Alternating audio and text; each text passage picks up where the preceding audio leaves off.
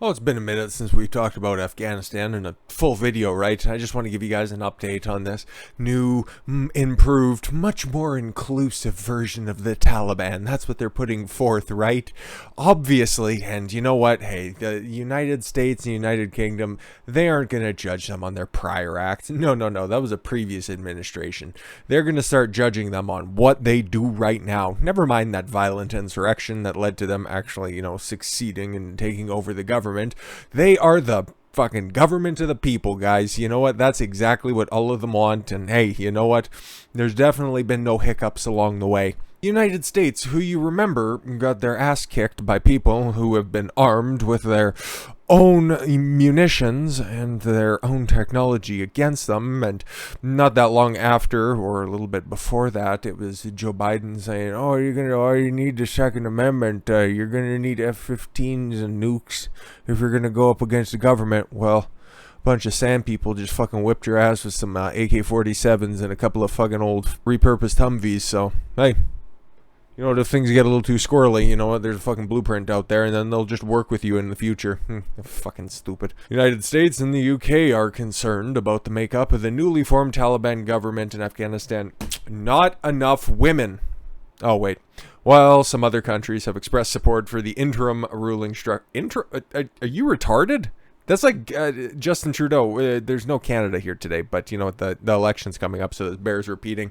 That's the same asshole who says that these vaccine passports that are coming in place in every single province, aside from Alberta right now, touch wood, it's the only thing keeping me sane.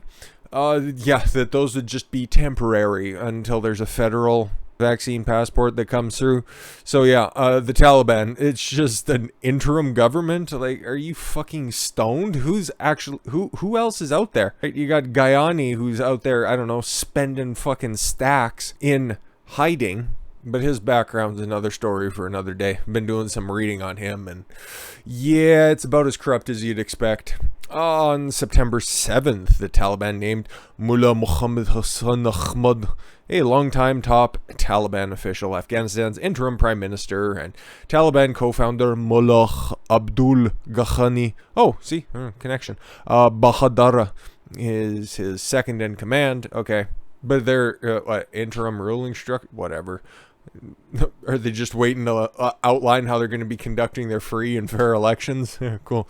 It's like, oh, okay, I see two dudes up there at the top. Where's your female representation? Why is it not diverse enough? God, I thought you guys were the new Taliban, the new and improved version. Other top officials in the country include Sirajuddin Haqqani, a member of the Taliban affiliate Haqqani network, you don't say, and Mohammed Yaqub. Man, that must be a real motherfucker to get somebody's attention if everybody's sitting around the exact same boardroom. If you just yell, it's like, hey, Mohammed, and it's like 9 people's fucking head pop up. Not like that, not like what you're thinking, but you just get their attention, not, if they sinned against the great Allah. We note the announced list of names consistent exclusively of individuals who are members of Taliban, who were close associates, and no women. It literally, the meme is becoming reality. Don't let your memes be dreams, and that's what's fucking happening right here.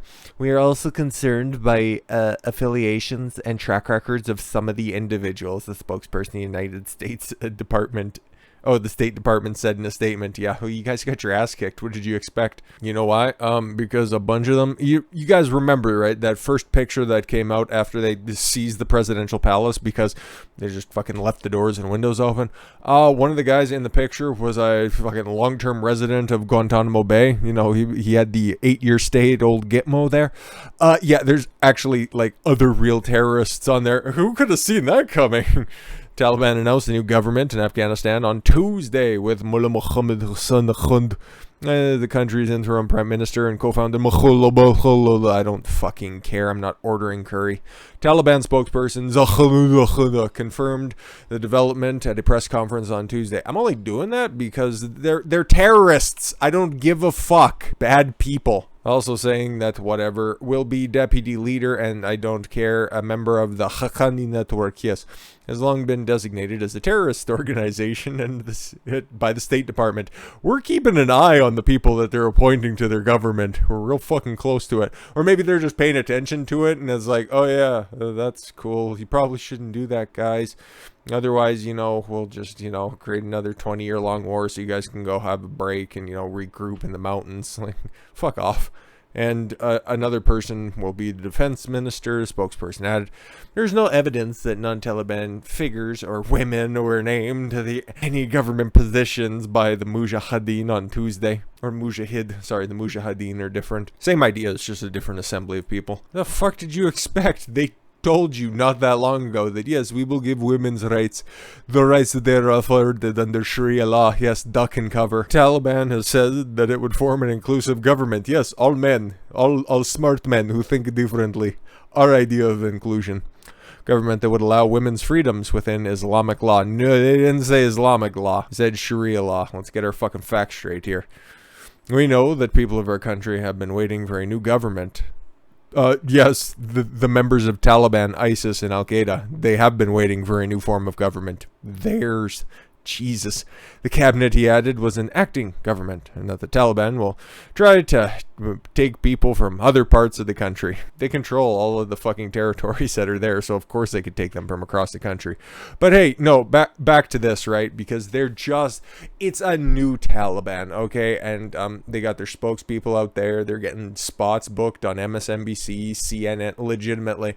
They got their Twitter accounts out there to just make sure that they're spreading the good word of the Taliban. And the UN, man, they're just picking up on this shit hook, line, and sinker because of course they would. Why wouldn't they? They've already aligned themselves with the CCP, not the UN. The UN's just bought and paid for by the CCP. But the Taliban are working with the Chinese, who are also working with the Palestinians and the Pakistanis. They're just creating a kind of like an axis of cave dwellers, something like that. Taliban has pledged to protect humanitarian aid workers operating in Afghanistan and ensure aid is delivered to Afghans in need, a senior United States official has said. Yeah, probably just getting ready to prep them to add them to the Human Rights Commission because Iran's on there as well. It's one of those fucking backwards countries anyways. A request that the Secretary General, UN Emergency Relief Coordinator Martin Griffiths have visited the country when he met with the Taliban's nominal leader, Don't Care, and other officials in the regime in Kabul on September 5th. Why would I need to know their name? They're just an interim government, right? Griffiths spoke with Badahar and the leadership about humanitarian issues and reiterated the humanitarian community's commitment to deliver impartial and independent humanitarian assistance and protection to millions of people in need. Yeah, sure, that's gonna fucking happen, right? But yeah, no, you know who else is buying into this shit? Chuck Schumer, right? Says all Americans who wanted to leave Afghanistan are out. Let's see if this has just been cherry-picked or not, because I don't think even Chuck is that stupid. But then again, I've been giving deference to people that have consistently proved me wrong.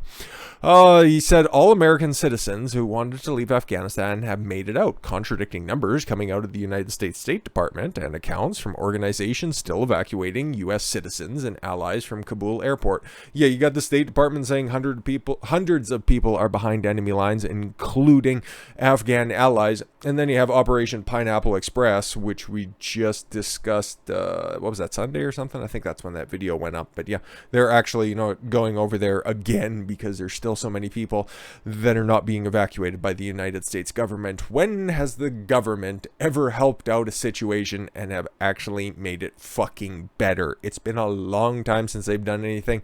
Definitely not within my lifetime. It's only caused more destruction or just gotten bigger, more bloated, and have taken over more industries, and I've really just provided this subpar alternative. I can speak to at least Canada, at least from an outsider's perspective on the United States, and the UK's an entire fucking disaster in and of itself. Australia, we could just continue to go down the line. I'm fairly global with the coverage from time to time, so I think I have a decent grasp on things. And hey, France, I didn't forget about you. People really hate what the government's doing, but the government's like, yeah, it doesn't really much matter. We can just accuse you of anything because written in our constitution, yeah, you're guilty until proven innocent, which is just kind of the state of the modern world. So maybe they're just ahead of the curve again. Oh boy, I can't wait for the reign of terror to commence. Oh, maybe the digital variant is already here. Anyways, the Americans, all of whom wanted to come out, have come out. Praise God. Something you don't believe in or you think is yourself. But there are a lot of Afghans who risked their lives for our soldiers and others. Many got out. Some didn't, Schumer said during an interview with a local ABC news station in New York on September 3rd. Okay, no, so he is just like obviously dim. The Senate leader went on to say that not all Afghan allies have made it out of his office in the process of helping get many out of Afghanistan via land routes. Oh, okay, yeah, but you'll still, you know, champion the idea that taking 49 or 59, it really doesn't much matter. Those are just the official numbers that are coming out, but they don't even have a head count on the Americans or the Afghan allies that are still behind enemy lines. So, you know what? The 50 or 60,000 people that are getting airlift to cargo drop to fucking Operation Barrel of Rags that's coming over from the Middle East and then just resettling people in fucking Georgia, Arizona, and all across the country, not being vetted, and based on the pictures, mostly military aged single men. Nothing fucking sketchy about that, considering you didn't do any background checks on them, no, did ya? Again, why do you think they're so loud right now about all this fucking abortion stuff that's happening, and it's being so incredibly misrepresented as to what's actually in the bill? Because of everything that they're doing with Afghanistan. They're just trying to sweep it under the rug, this one, okay? But don't let it fucking happen. Then the leader went on to say that not all Afghan allies made it out. Yes, whatever. And I'm still working on trying to get some of them out. I'm sure you're working very hard on it. A particularly poignant story. Okay, yeah, quick story. There's an orchestra of young people. What the fuck? Yes, I'm sure that they really care about that because music is banned in Afghanistan thanks to the new and more inclusive Taliban government. The Taliban hates them. You don't say. They hate music and they hate boys and girls, but those are things that you guys really like. Anyways, we tried to get them out. I spoke to General Miley and he was just wondering more about white rage. Why can't we solve this problem of white rage? Fuck him. About a number of different cases, including that one. Okay, very. What did the orchestra of young people have to do with any of this? But yeah, it just ended up being, yeah, no, I'm trying to work on this. I was speaking with the general, and we talked about things. They got up to the gate in a Taliban checkpoint and turned them back. Thanks for the anecdote, Chuck. It really didn't get to the core of anything. So now the hope is we can figure out a way. Okay, but I thought you were working on it, but now you're hoping? Again, more just political double talk. The State Department has worked out the borders and are going to be safe to cross for 3 or 4 countries, and maybe they can get out that way. Really? Because it kind of looks like the Taliban is still blocking Americans from leaving Afghanistan. Yeah, you're working real hard though, Chuck, right? That was September 3rd. It's the 8th today. Why aren't those people on planes? Taliban terrorists are continuing to block Americans from leaving an airport in northern Afghanistan, a top U.S. official said Wednesday. I'd imagine that's probably still happening across the rest of the country, but we can talk specifically about northern Afghanistan. You know, the place that the Taliban didn't have control of in 2001 when you guys first invaded, but now they do because you're incompetent at your jobs. A number of people, including Representative Michael McCall, talked about him in some context yesterday, but described a hostage situation at the airport. And Mazar Sharif this week. U.S. Secretary of State Antony Blinken said Tuesday that the Taliban was preventing Americans from leaving because they lacked proper papers. Show us your papers. Are you guys all not vaccinated? Sorry, we can't let this plane take off. It's my understanding that the Taliban has not denied exit to anyone holding a valid document. Yeah, we sent over the names if they aren't on the list. It's like a fucking nightclub there. It's like, oh, not on the list, can't leave. Fuck off. A day later, Blinken shifted tone when speaking about the situation. Yeah, because you guys are monitoring the situation, right? It's a brand new type of government over there.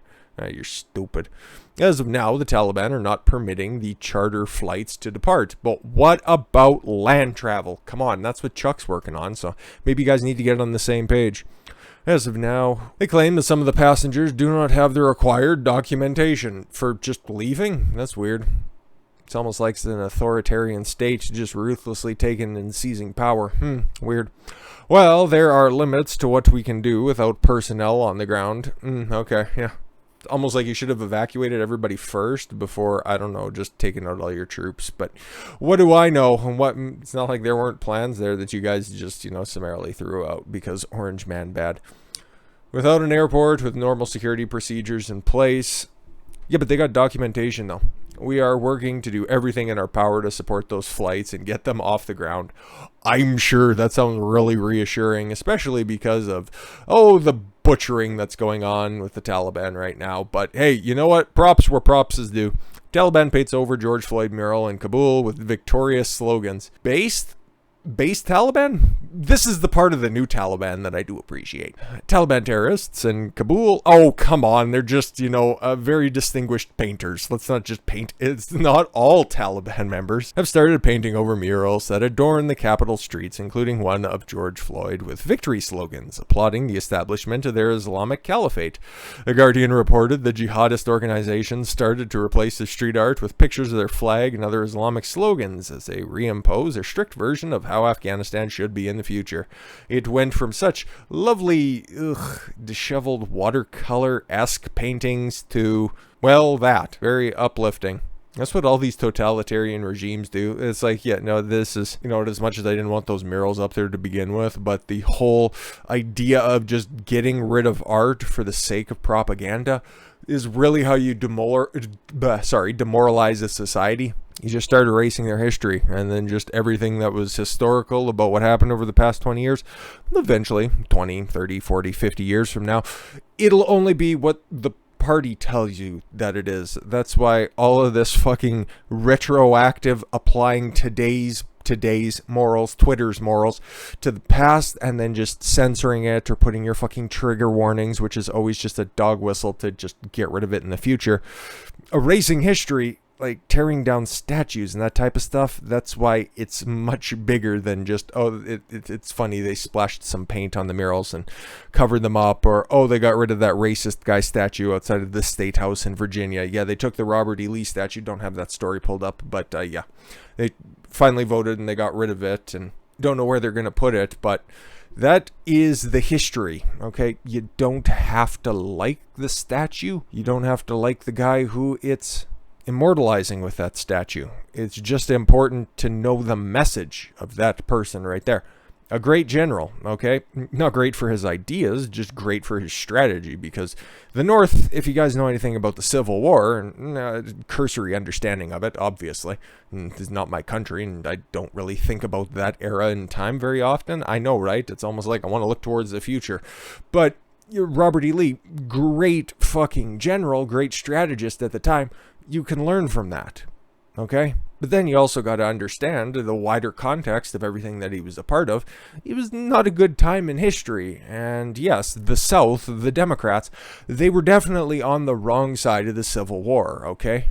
But to just lose sight of history like that just because a couple of blue-haired land whales don't like it, and a bunch of fucking simps just want to try to get into their double XL underwear. It's like, you're walking down a slippery slope head first, because it's not all there. We're not quite at the point to where all of history is going to get sanitized, but keep seceding land, it's going to start happening more and more. Just look at what happened with WWE when fucking Peacock ended up getting the rights to their channel, NBC streaming service. It's as dumb as it sounds. This sanitizing some of the biggest moments in Attitude Era history. It's like when, shit was edgy and it was actually fucking watchable for the most point, but getting rid of that for the sake of just being politically correct. Stop giving up land. But hey, no, more about the new and inclusive Taliban, because you know what? They're all about women's rights under Sharia law. Just like this. Taliban accused of executing pregnant Afghan police officer in front of family. They're good people, right? No, they're just going to judge them on individual actions. Well, I'm sure, the United States State Department probably has no idea that this went on anyways, but hey, you guys might as well. Taliban terrorist group? Oh man, no, that's the interim government. Please, let's address them as such. Has been accused of killing an 8-month pregnant policewoman in front of her family over the weekend. Now, why would they do that? Was she showing too much ankle out in the street? Did she need to stop and sit down and rest a minute because she was growing a little bit tired and a man needed to sit down, so she had to be punished for it? The incident comes amid mounting concerns and reports of repression against women in Afghanistan under Taliban's rule.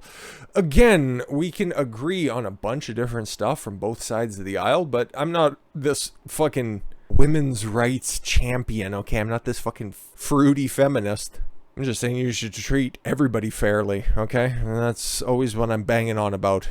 I don't necessarily have to agree with you on everything, but if we're all going to agree that everybody deserves the same rights and freedoms, and we get the fucking facts straight, we can work together on this one. Spokesperson for the group denied the accusation while speaking to the BBC. Of course, a fucking spokesperson for the Taliban would say as much. We are aware of incident and I am confirming that the Taliban have not killed her. Our investigation is ongoing. I'm sure they'll get to the bottom of it. Mujahid, I don't fucking care.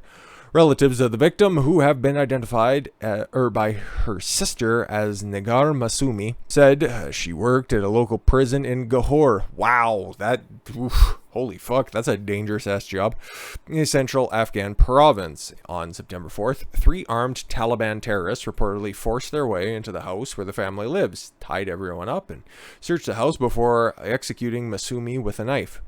They killed our mother before our eyes. They killed her with a knife. Mohammed Hanif, the son of the victim, told a local CNN reporter in Gahur. The motive for her death is currently unclear. Several guesses, several obvious guesses. Taliban has previously promised they would not seek revenge on former enemies and assured they will respect women's rights and grant amnesty to those who have fought them in the past. Yeah, sure. A fucking former prison guard who's 8 months pregnant, gets executed. Oh, I don't know. It's not really that much of a logical leap, really. But these are just tiny, small handful of stories that you aren't going to hear like this. Really horrific attacks. Let's be completely honest, right? They've got terrorists on the panels. They're erasing history. And I don't know, maybe she ordered like a late-term abortion or something. So why aren't the feminists just going out and cheering them? And maybe that's why they selectively appreciate the Taliban for whatever fucking reason, because there's no ideological consistency out there for some of these leftists. Actually, all of the leftists. Liberals are fine. Conservatives are fine. It's just the leftists that are really fucking off. And the libertarians, like, come on, just grow beyond the party of pot, okay? That'd be a little bit better for everyone, right? But you're not going to hear about any of this stuff, obviously, to get back on track. Because the powers that be, the State Department, the administration, they're just figuring out, how can we weaponize this to exert more control on our population? Well, Saturday is going to be the 20th anniversary of 9/11, and New York City, that bastion of free and open thought, prepares for elevated threat environment on November 11th, the 20th anniversary. Yes, it takes place this Saturday. We are not but 3 days away from it. Holy shit, that's incredible to think. But look at the weasel words just there in the headline, okay? Prepares elevated threat environment, right? Do you know if anything's going to happen? Okay, it would be logical to think that maybe there might be some terrorist actions, but that's not who you guys are going after. You're going after, if you remember that stupid DHS memo that went out, the raised security alert, and what are you looking for? Domestic extremists and white supremacists in New York City. Get out of your fucking skull. New York City is preparing for an elevated threat environment on the 20th anniversary of September 11th, 2001 terrorist attacks Saturday because of recent Kabul airport's bombings and increased al-Qaeda propaganda through there. Though there are currently no specific threats. No shit. We have deployed a robust security overlay for the upcoming ceremony marking the 20th anniversary of the September 11th attack. Martin Matacero, chief of the NYPD Counterterrorism Bureau, said Wednesday during the mayor's daily press briefing, "We will be using all of our counterterrorism resources to ensure the safety of the event." Oh, she added. Oh, okay. It's like, no, the chief of police that's a dude, but okay, that makes sense. Different group. Too many people in NYPD to really keep track of. These tools include explosive detection canines. Thought you left all of those in Afghanistan.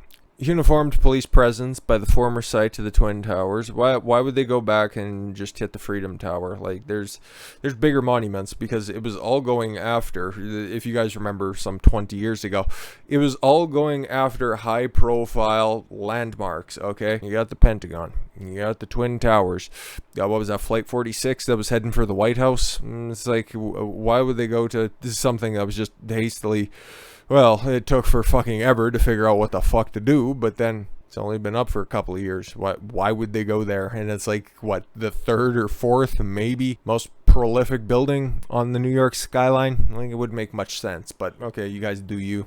Heavy weapons teams, sure. Hopefully there's enough people to carry them if they're so heavy. Explosive detection instruments, a bomb squad on site, license plate readers. Dude, if they're going to be flying planes, I don't think a license plate reader is really going to help you out. Radiological and chemical sensors and surveillance cameras. Okay. Yeah, I'm hoping nothing happens on September 11th, honestly. And hope Saturday's nice and calm and they just have a nice dignified ceremony for the 20 years that have passed. And only really have nothing but want and destruction, and nothing's really changed over the past 20 years besides a whole bunch of needless bloodshed and death, and fucking, I guess, body bagged the leader some 10 years ago. But outside of that, this is just really all starting to seem like it was for naught. But hey, everybody who did serve and everybody who did make the ultimate or just even some sacrifice in order to, serve their country, deepest condolences, and we'll do something on Saturday to mark the date, because it's the biggest event of my lifetime, and probably for most people's lifetimes as well. And yeah, no, Taliban, hey, new boss, same as the old boss, right? Thank you all very much for the gift of your time. I've been Don Consuelo. I want you to follow your gut and get after it. Take care, everyone.